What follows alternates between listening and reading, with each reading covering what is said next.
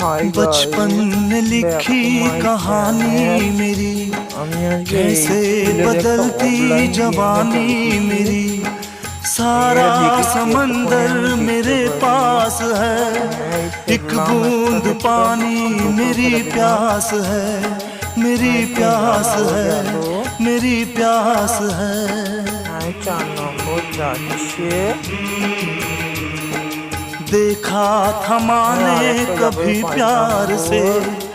अब मिल गई वो भी संसार से। मैं वो হ্যাঁ, 6 लुटेरा নম্বর हूँ जो যাবে लुट যাবে गया, যাবে। माँ का भी হ্যাঁ, आंचल 7 নম্বর कहीं গেল। छूट गया।